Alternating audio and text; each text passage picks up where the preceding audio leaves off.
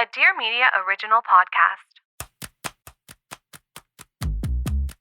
Hi, welcome to Good Instincts. I'm Shira Barlow, but you may know me as the food therapist. Join me every Monday through Friday for bite-sized episodes designed to help you close the gap between where you are right now and where you want to go. This should feel good, like really good. And it will, I promise.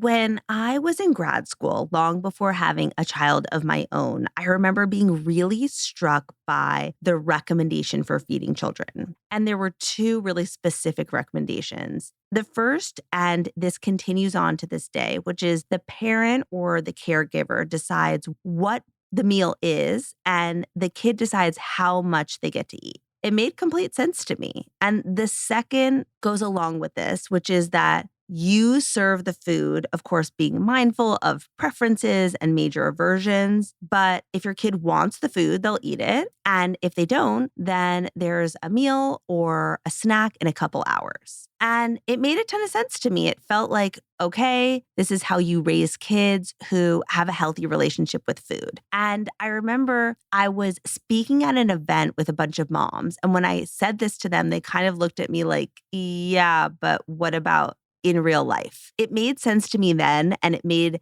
so much more sense to me after I had Oliver, which is that there's all these recommendations that make sense on paper, but when you have your kid, the very last thing you want is to feel like they're going to go hungry. And so it drives us to do things and say things that we swore we wouldn't. That really brings me to today's discussion. I really wanted to talk about supplementation for kids and if it's necessary. This is my take. I think it, of course, depends on how your kid is eating and developmental milestones. But beyond that, I think it is an amazing thing to do for peace of mind. Let me tell you why. So with every other childhood stage of life or skill, the information I have received as a parent is to follow their lead.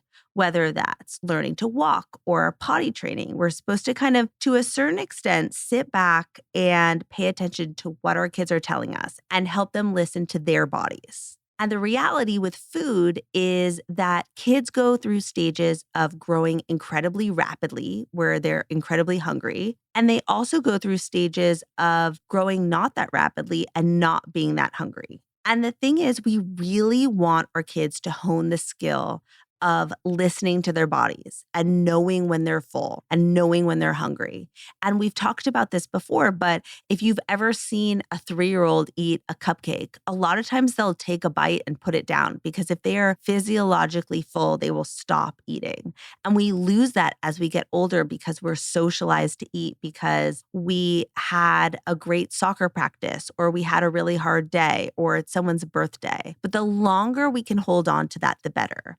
And I think a big way to do this is to start a healthy relationship with food from the ground up. And part of that is not putting our own fears and anxiety on the table, especially at meal times. So I think a huge piece of that puzzle is supplementing the kids in terms of a multivitamin, especially when kids are picky eaters. And the thing is, kids really do come out of nowhere with the picky eating. Oliver was an amazing eater when he was first eating. He would literally eat whatever I was eating. He had access to all the foods I was cooking and was so interested in every vegetable. And then all of a sudden he turned 3 and it was literally just a plain carb and melted cheese, and that's it. And so I think that instead of making mealtimes a huge struggle and a huge battleground, you're serving the things and you're serving the vegetables and the meals are balanced, but ultimately the kids get to decide what they're having off of that plate. But ultimately the kids are deciding how much they're having of each thing.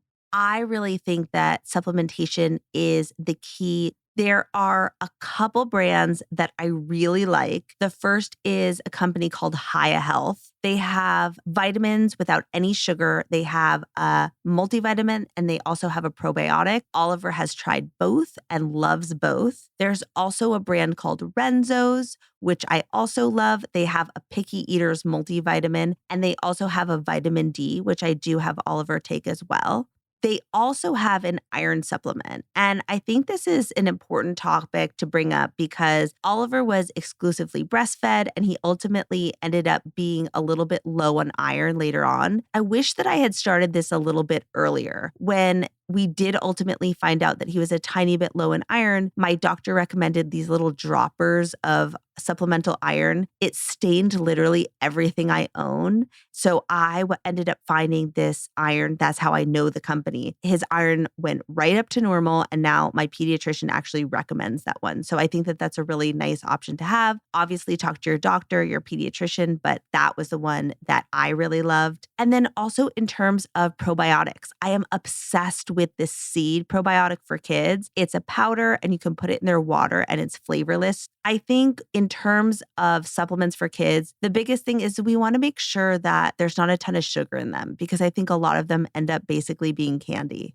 I really do think that supplementing kids, especially when they're going through phases of picky eating, can really help us take our anxiety off the table, make meal times more pleasant, less anxious. And then we're really helping our kids form a really healthy relationship with food from the ground up. I would love to hear any stories you have about picky eating. I feel like it's always so nice to know as other parents and caregivers that you're not in it alone. If you want to drop me a message on Instagram, Shira_RD, or if you want to leave me a comment on Apple Podcasts in the reviews, I'm always checking those as well. Tomorrow, we're going to be talking about something that I've been hearing about a lot, and that's sober curiosity beyond dry January. I can't wait to get into it. I'll see you there. Thank you so much for listening to Good Instincts, hosted and written by me, Shira Barlow. You can find me on Instagram at Shira_RD. Good Instincts is a Dear Media daily.